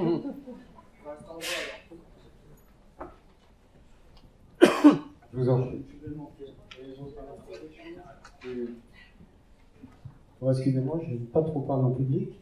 Je voudrais revenir sur l'expérience de mort imminente pour vivre avec une personne qui a vécu cette expérience-là. Et j'en ai souvent parlé. Et pour moi, ce passage, parce que moi c'est un passage, pour moi, l'expérience de mort imminente, un pont, si vous voulez, entre la vie et la mort. Mais la mort, ça fait de lui aussi comme une renaissance. D'ailleurs, beaucoup de... Voilà, une autre forme de rite, beaucoup de rites, c'est vécu comme ça. Et mon épouse, je lui demandais, mais pareil, elle me parlait de la lumière, de cette lumière, de ce monde paisible. Enfin, bon, la lumière aussi, c'est très symbolique, hein, puisque la lumière, c'est la connaissance. Et je lui disais, qu'est-ce qui t'a... Pourquoi tu es revenu? Puisque c'était si narine. Donc voilà, c'est une question qui... Bon, elle m'a expliqué pourquoi, hein, puisque cette mort imminente, elle a eu après un accouchement. Bon, c'est son bébé hein, qui l'a fait revenir. Et voilà, donc moi, ça me passionne. Hein, on est très humble. D'ailleurs, c'est un Calais, ce que vous nous avez dit, là, que la vraie guérison ne peut qu'être spirituelle. De la part d'un neurochirurgien très cartésien, comme vous l'avez dit, là, vous avez beaucoup d'humilité. Moi, c'est ce que je ressens, c'est très riche. Voilà, donc je trouve qu'il y a plein de symboles au niveau de l'expérience de mort imminente.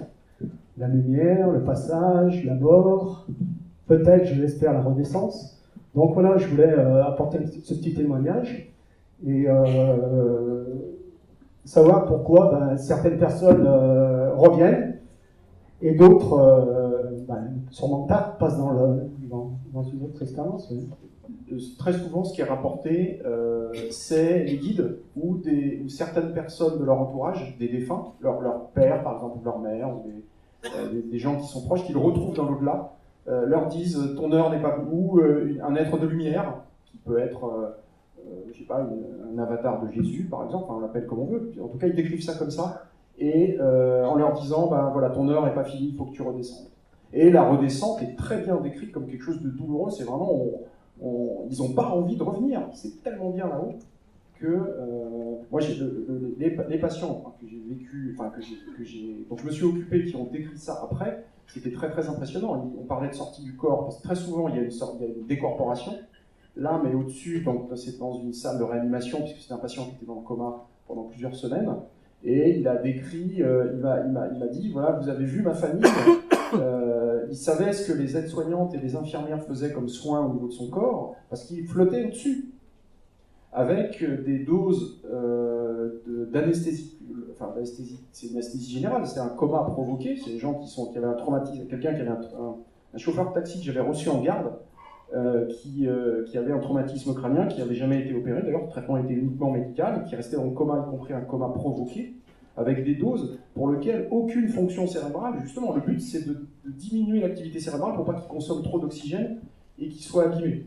Donc c'est une protection cérébrale, avec un coma extrêmement profond.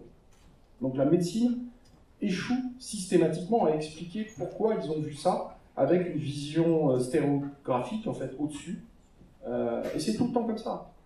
On voit le fil d'argent, voilà. Et cette lumière aussi, ce tunnel, là encore, hein, je vous titille, mais est-ce que il n'y aurait pas une explication au niveau du champ visuel qui se limite Non, c'est impossible. Là, pour le coup, c'est bien montré. Plus on avance dans les compréhensions, parce que maintenant la médecine fait des progrès, donc les gens font des expériences avec des électrodes implantées dans le crâne. Ils font des expériences quand ils ont le cerveau dans une IRM fonctionnelle. On voit les zones qui s'allument. Et là, pour le coup, il n'y a aucune zone qui s'allume. C'est décrit vraiment dans toutes les traditions. Vous regardez chez les Égyptiens, par exemple, vous regardez un tableau de Jérôme Bosch, où on voit l'ovale de lumière qui est dessiné, avec les êtres de lumière qui sont de l'autre côté. Voilà, c'est encore une fois un témoignage vraiment purement, je dis presque médical, enfin, journalistique. C'est ça qui m'intéresse, on reste factuel, hein, ce que je vous remercie d'ailleurs d'avoir témoigné de ça, parce que c'est quelque chose qui existe, qui est parfois, mais de moins en moins, tourné en ridicule, hein, on s'en moque, etc., potentiellement, mais c'est quelque chose qui, de moins, en tout cas une réalité, qui est décrite simplement par les gens qui l'ont vécu. Alors, c'est ça, Jung.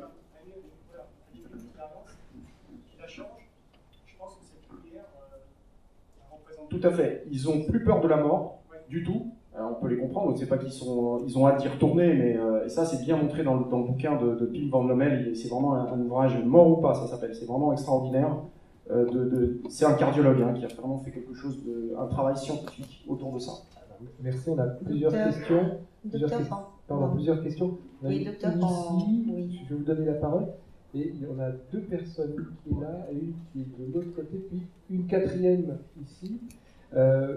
Avant de vous laisser la parole, Audrey Rizzarello, vous vouliez apporter je voulais juste intervenir, parce que alors, je trouve ça super, parce que au commencement de cette conférence, j'étais persuadée que la neurologie pouvait expliquer ces phénomènes-là. Vous avez commencé en disant que non, apparemment les choses ne se passent pas à ce niveau-là. Et donc voilà, j'ai posé des questions, j'ai testé ce qui était pour moi des hypothèses, et au final vous me dites non. Donc la neurologie n'explique pas tout ça. Pas du tout. Et il se passerait quelque chose à un autre niveau, c'est ce que vous dites. C'est la conscience extraneuronale. C'est-à-dire, vous le disiez au tout début, moi j'ai eu besoin de ce parcours dans ma réflexion-là, et effectivement, maintenant je comprends ce que vous aviez dit au début. D'accord, très bien. Comme la physique quantique, la physique classique explique de moins en moins ce qui se passe en physique quantique. C'est pour ça que j'ai fait le parallèle avec les deux, les neurosciences et puis la physique.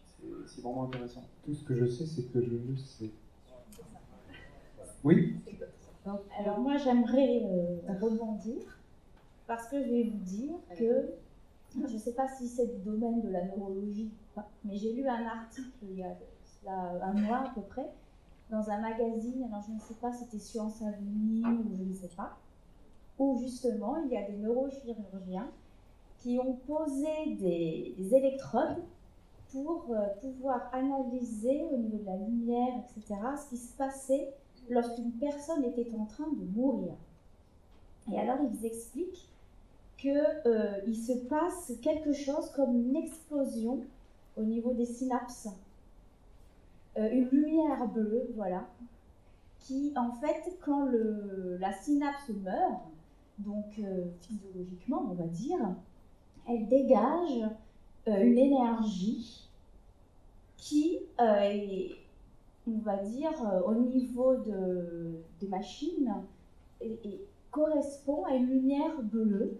Et c'est ce qu'ils disent, ils mettent en relation que cette lumière bleue, c'est l'expérience de la mort imminente. Donc c'est lumière que la personne voit. Alors ensuite, peut-être qu'il y a certaines choses qui m'ont échappé, dont je n'ai pas souvenir, mais voilà.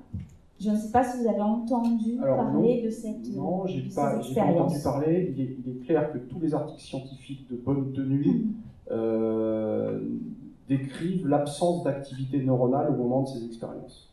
Ça, c'est sûr. Là, c'est une destruction. Hein, ce qui oui, mais destruction. De la fibre nerveuse. Oui, d'accord. Oui, mais c'est-à-dire que ça marche pas, quoi. C'est-à-dire que les neurones, les circuits neuronaux sont en surchauffe ou en.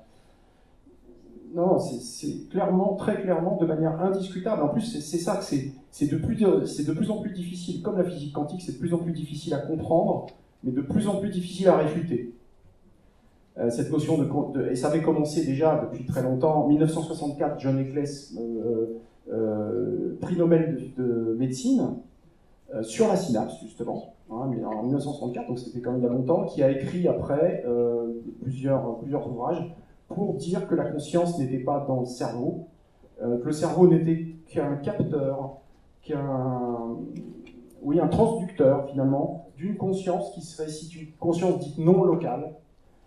Lisez Rutger Sheldrake, enfin des gens qui ont énormément de prix Nobel. Lisez les ouvrages des gens qui ont fait la physique quantique, Niels Bohr par exemple, ou Heisenberg, pardon. Et donc, voilà, il y a énormément de choses qui font qu'on s'éloigne du matériel pour aller dans une dimension simplement non locale. On va prendre 4 questions. D'accord. Alors, je passe Docteur Pancalé, j'aimerais faire appel justement à votre esprit pragmatique. Je suis confrontée très régulièrement à la mort, je suis infirmière. Donc, j'ai été en SMUR, je suis infirmière libérale aussi maintenant. Et j'ai fait un mémoire sur l'accompagnement du mourant. Donc, ce qui me pose question, c'est qu'on apprend à savoir que le corps ne peut accepter qu'une souffrance que le corps lui permet de supporter. Et est-ce que c'est pas aussi la notion d'endorphine qui peut créer justement, je me suis intéressée aux EMI, est-ce qu'il y a aussi le mieux avant le pire qui intervient toujours 1 à 2 journées avant la mort, ou comme si le patient on lui laissait l'occasion de pouvoir régler tout ce qu'il a à régler, et qu'il n'a pas eu le temps de régler auparavant. Mais l'EMI, c'est très joli, hein, c'est très, très joli, et ça donne une notion spirituelle. Mais est-ce que c'est pas simplement l'émission d'endorphine ? Non, ça c'est bien montré que non. Non, les endorphines, d'abord, n'ont pas vocation à être hallucinogènes. Elles provoquent des sentiments de plaisir, elles gèrent la douleur, donc du corps. Il y a sûrement des endorphines à visée protection du corps, mais de là à avoir des scénarios, parce que vous avez donc dû lire, je pense, j'imagine, des témoignages de EMI, des NDE, c'est quelque chose qui dépasse tout ce que la création, même les, comment dirais-je, dans les plus incroyables scénarios ou films de science-fiction, les gens sont incapables. D'abord, ils sont incapables, pour la plupart, de le transcrire en mots. C'est au-delà des mots, au-delà du verbe humain, puisque justement, ils ne sont pas dans la dimension humaine. C'est vraiment une expérience prise en direct. Seulement toutes les Donc les endorphines ne sont absolument pas. Les mourants ont le même parcours, oui, avec aussi notamment les gestes où ils essaient d'attraper des choses. Et j'ai demandé à la dernière dame qui allait mourir, mais quand tu attrapes ta brosse à dents pour brosser la couverture, tu vois autre chose. Et par ces moments de lucidité, elle me disait oui, j'ai des images qui me donnent autre chose. Et toutes ces images-là sont vécues aussi par tous les mourants. Prenons Alain Zuli. D'accord. Chacun essaye de défendre sa thèse. Non, moi je défends rien. Hein. Ça reste. Enfin, je ne pense pas non plus vous. C'est juste un témoignage. Hein, c'est ça. Juste de comprendre. Oui. Non, mais c'est pas très. C'est juste un constat de ce que j'essaye d'entendre, quoi. Est-ce que ça ne serait pas les endorphines? Est-ce que ça ne serait pas les synapses? On voudrait essayer de vous ramener, vous, avec votre témoignage, comment je pourrais vous dire? Je reviens à une phrase de Jacques Denars. Je constate toujours marqué par les phrases que j'ai entendues. Jacques disait toujours, on colore le monde à la couleur de nos propres lunettes. Voilà. Alors bon, le travail du sophrologue, c'est d'essayer de changer de lunettes le plus souvent possible. Je me rappelle, ma fille, je ne sais pas, elle a dû repartir à son stand, là. Elle était petite, elle avait 3 ans, et elle revient, elle me dit, papa, aujourd'hui j'ai dessiné un bouquet de fleurs. À l'école, hein, en classe, à l'école maternelle, 3-4 ans, peut-être 5. Ah, je lui dis, Fifi, alors il y avait 22 bouquets de fleurs, parce qu'ils étaient 22, quoi. Elle me dit, mais enfin, papa, le bouquet de fleurs, il était au milieu, nous, on était en cercle, et chacun ne voyait pas le même bouquet de fleurs. Bon, elle m'a appris beaucoup de choses, hein, nos enfants, elle connaissait bien. Voilà. Alors, chacun colore effectivement ce monde. Moi, je pense que ça, c'est du registre de la croyance. Comme je disais, c'est très projectif. On accompagne les gens avec tout ce que l'on est. Si je me positionnais autrement, mon travail en analyse jungienne m'a fait rencontrer les mêmes choses dans mon inconscient personnel, familial, ethnique, collectif. Les mêmes histoires, les mêmes choses, mais en toute conscience. Il y a un film magnifique de Jung, je crois qu'il a été tourné en 62, et il raconte cette chose et il dit, je suis allé dans une clinique et puis je rencontre les fous. Et il dit, il y a un fou, il m'approche de la fenêtre, il me dit, Dr Jung, regardez, le soleil, il a des rayons comme ça, il y a des dessins comme ça. Alors Jung dit, je l'écoute, non mais il est vraiment fou, c'est les termes qu'il emploie. Hein. Et il dit, quelques années plus tard, je feuillette un livre qui avait été écrit par un auteur au bout du monde. J'ai plus les détails, enfin, cette interview est sur Internet, hein, dernière interview avant sa mort, et il dit, je retrouve exactement ce que m'a décrit ce fou, ce malade. Il dit, voilà l'inconscient collectif. De la vie, de la mort, de l'après-vie, de l'après-mort. C'est pas que je me pose en opposition, mais quand je dis qu'avant, ça c'était avant, je faisais tout ça, ce travail de recherche, d'hypnose, de régression, mon travail personnel m'a amené à non pas rejeter, à intégrer à ça mon histoire, mais pourquoi ça m'a poussé vers la sophrologie? Parce que ça m'a poussé vers le vivant. Je reviens à l'ici maintenant. Ça m'a poussé vers entretenir, d'ailleurs, le vivant, les associations d'accompagnement en fin de vie, Jalmal, hein, jusqu'à la mort, accompagner la vie. Tant que la personne n'est pas décédée, elle est toujours vivante. Voilà. Après, regardez l'histoire de Vincent Imbert qui soulève en France des choses absolument incroyables, qui pose des questions existentielles. Vous savez que c'est un enfant illégitime. Vous savez que ses parents catholiques très... je ne sais pas comment... ont vécu dans une culpabilité énorme. L'âge de 6 ans, c'est ça. Voilà. Et alors, ils étaient mariés, chacun de leur côté, leur croyance, et le sentiment de déchirement, de vie et de non-vie, qu'est-ce que ça vient nous dire? Voilà. J'adore le mystère. Préservons-le, prenons les 4 dernières questions, écoutons-les toutes et voyons qui de nos conférencières et conférenciers veut bien y répondre. Je vous remercie. Bonjour. Ça sera peut-être Philippe qui pourra répondre. Ça, c'est une question un peu déviante de ce qu'on entend souvent par rapport encore à l'EMI.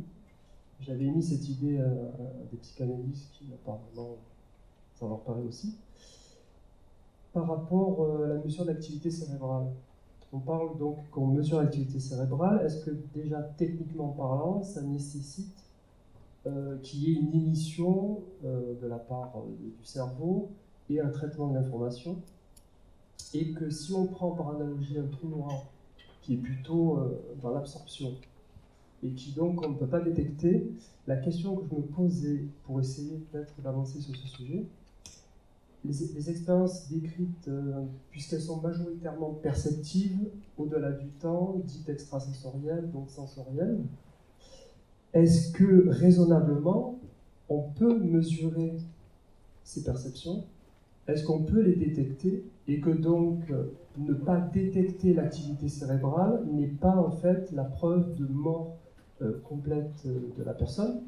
Et en médecine chinoise, pour compléter, on parle que 20 minutes après la mort de la personne, l'énergie vitale est encore présente, donc il y a un mouvement interne.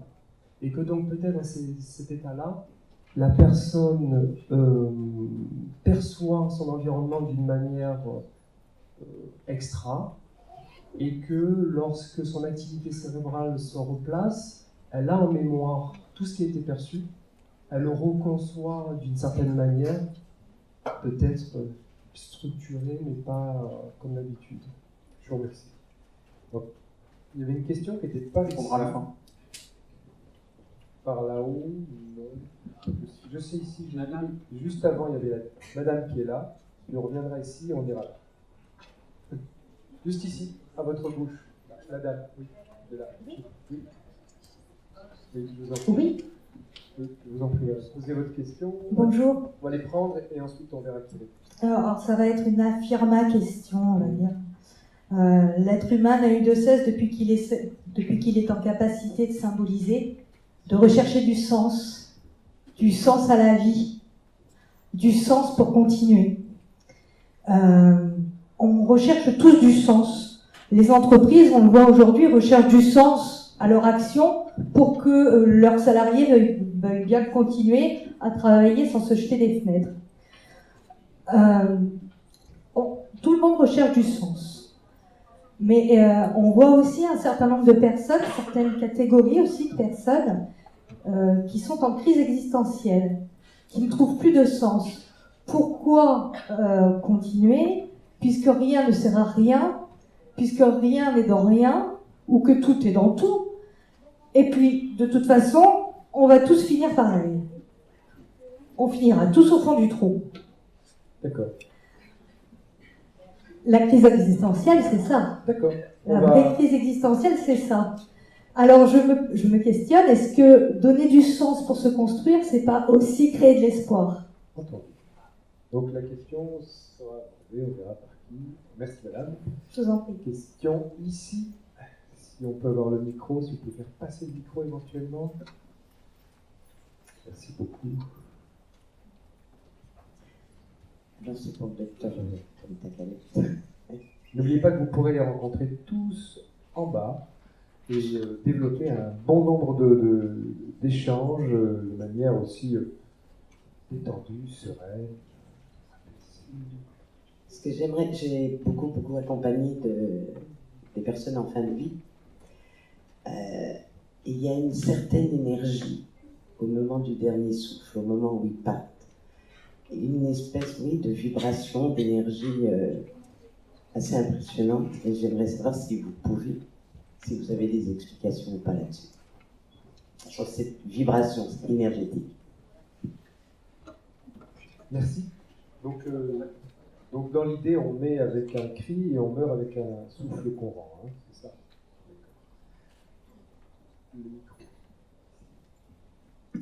Est-ce qu'il y aura une autre question ensuite? Ici, s'il vous plaît.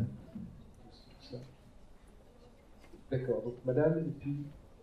D'accord, merci. Oui, bonjour. Moi, je voulais témoigner de ma reconnaissance vis-à-vis d'Alfonso Caicedo, qui, pour moi, est assez extraordinaire dans le sens où il est allé chercher vraiment dans différentes méthodes et dans différentes approches pour créer la méthode de la sophrologie. Et quand je vous écoute, je retrouve en fait toutes les directions que nous propose la sophrologie. À commencer par exemple par la conscience modifiée dans laquelle on est plongé en fonction des séances qui nous sont proposées et qui vont nous amener à effectivement accueillir les phénomènes et à avoir ces images qui apparaissent à l'esprit, qui sont souvent tout à fait inattendues et en fonction des séances qui peuvent être d'une puissance vraiment importante et qui effectivement nous amène à ne pas analyser, à ne pas apporter de jugement ni d'analyse, de les accueillir telles qu'elles se présentent. Et pour en avoir fait l'expérience plusieurs fois, je me suis souvent demandé d'où arrivaient ces images qui n'étaient pas forcément des images du quotidien. Je voulais également rebondir sur les 3 capacités fondamentales de la sophrologie, qui sont la confiance, l'harmonie et l'espoir. C'était aussi pour apporter une note positive, parce que finalement, est-ce qu'il est vraiment essentiel de donner du sens tel qu'on l'a pu l'exprimer ce matin, ou est-ce qu'au contraire, on peut suivre l'invitation de Alfonso Caicedo à peut-être donner du sens dans l'ici et maintenant, de qu'est-ce que je fais maintenant pour que les choses soient mieux, pour que les choses soient bien. De toute façon, effectivement, on va tous finir de la même façon. Qu'est-ce que moi, aujourd'hui, pour donner du sens à ma vie et pour être dans une forme de richesse d'être, qu'est-ce que je peux faire, qu'est-ce que je peux dire pour que justement il y ait du sens. Merci. Je voulais juste finir par, excusez-moi Thierry, c'est pour aussi un témoignage de, justement, j'ai un conjoint qui a aussi cette expérience de mort imminente, mais il a aussi une deuxième expérience, c'est celle d'avoir eu des chocs suite à un défibrillateur qu'il a donc installé en lui. Et le premier choc qu'il a reçu, enfin dans tous les chocs qu'il a eu, il avait un grand flash blanc. Et toutes ces expériences qu'il a eues m'ont laissé penser aussi que peut-être il y a dans ce moment-là quelque chose de mécanique. Alors est-ce que c'est hormonal, qui peut peut-être être mis en place et qui justifierait toutes ces visions qu'on a. Merci. Merci. La dernière, monsieur Léry. S'il vous plaît. Oui. Oui, monsieur. Ah oui, merci beaucoup. Allez-y, on vous écoute. Bonjour. Bonjour. Je me pose en fait la question du désir dans tout ça. Sur 2 points. D'abord, pour ce qui est de l'ici, du maintenant, de laisser advenir la question. Il y a de renaître à soi tous les matins, etc. Il y a un film de science-fiction où un type renaît tous les matins, et c'est l'enfer pour lui. Et il cherche par tous les moyens à en échapper et à retrouver un sens et un désir. Donc ça, c'est une question pour moi. Comment vous traitez ça? Ça m'amène aussi à la question des expériences de mort imminente. Je suis frappé par la similarité en miroir entre ce qui est décrit de ces expériences et l'accouchement. C'est-à-dire cette histoire de lumière, cette histoire de cordon, cette histoire de lieu accueillant, mais au contraire, tu dois ressortir. La question du désir aussi de tout ça, ou de rester ou de sortir. Voilà, je voudrais savoir, en quelques mots bien sûr, comment vous la traitez cette notion-là. Merci. J'ai cru voir une main se lever juste là. D'accord, on va prendre vraiment l'ultime. Mais non. Oui. Et on promis, après cette dernière question, on donnera la parole à Audrey Rizzarello, à Alain Zuli, Philippe Pincalé. Et si vous pouvez vous rapprocher d'un micro, nous allons entendre votre question.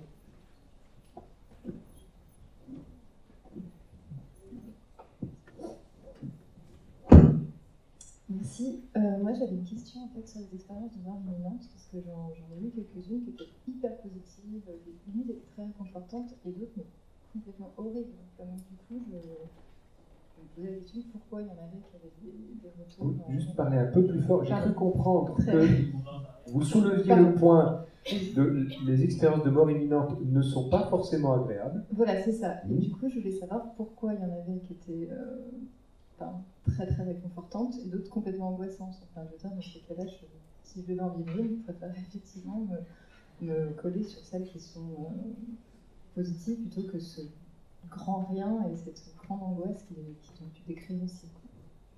D'accord, donc l'interprétation du vécu de l'expérience, si j'ai bien entendu, c'est ça? Merci infiniment. Audrey Rizzarello, pour conclure ces rencontres, Pour conclure, je vais te remercier, Téric, de cette invitation aujourd'hui. Merci à Philippe et à Alain. Personnellement, je me suis nourrie, vraiment, dans cette conférence, ce débat. J'aurais appris qu'au final, j'en sais beaucoup moins que ce que je pensais. Et du coup, ça ouvre une profonde envie d'essayer de comprendre et d'aller un peu plus en profondeur, peut-être de discuter encore de toutes ces questions-là. Et à travers ce que moi je ressens dans cette quête de sens, je repense à la question qu'il y a eu à un moment donné et qui disait mais est-ce que donner du sens, c'est pas finalement rechercher de l'espoir? Et je pense que en fait, avoir besoin de donner du sens à quelque chose qui au final nous dépasse, c'est nous faire croire ou nous faire peut-être espérer qu'on peut avoir le contrôle. Voilà. Et comprendre les choses, c'est aussi nous donner la possibilité de pouvoir contrôler, anticiper, etc. Épictète, qui est un philosophe, moi, qui m'a énormément inspiré, disait quand tu es confronté à une situation qui te déplaît, qui te perturbe, etc., il y a deux possibilités. Soit cette situation, tu ne peux rien y faire et dans ce cas-là, tu arrêtes de te plaindre et tu l'acceptes. Soit c'est une situation sur laquelle tu peux agir et dans ce cas-là, tu arrêtes de te plaindre et tu agis. Donc au final, il dit que l'énergie doit être destinée à comprendre à la base si on a une action ou un contrôle sur les choses ou si on ne l'a pas. Si on ne l'a pas, on doit l'accepter. Et si on a le contrôle, eh bien on peut agir. Voilà, j'avais envie de terminer comme ça. Merci Audrey Zarello, d'où l'importance des auteurs anciens. Démocrite aussi. Alain Zully, il y a eu un certain nombre de questions, d'évocations. On va se quitter quelques instants, puisqu'on a bien compris que c'était tout à fait relatif tout ça. Donc, avant qu'on se libère. Non, mais demandez à Philippe une conclusion, parce que moi, dans cette conclusion, j'ai envie de me taire. J'ai envie de me taire et juste de dire aux gens là, de prendre conscience de leur respiration. Voilà, donc enfin, pour ceux qui veulent prendre conscience de leur respiration. Donc me taire et plutôt inviter les gens à faire une pratique d'1 minute ou 2. Merci infiniment Alain, en tout cas on peut vous retrouver. Je le répéterai en bas, à l'entrée, alors dès qu'on arrive on peut voir que vous. Et ensuite on découvre qu'avec une bonne respiration on peut parcourir l'ensemble des autres possibilités qui sont offertes avec les conférenciers, les ateliers, etc. Et vous êtes juste à l'entrée, donc pour tous ceux qui veulent encore échanger, toute l'après-midi est là. Merci Alain. Philippe Pincalé, j'ai cru entendre quelques interrogations sur ce qui vous a conduit à commettre cet ouvrage et à parler des œuvres.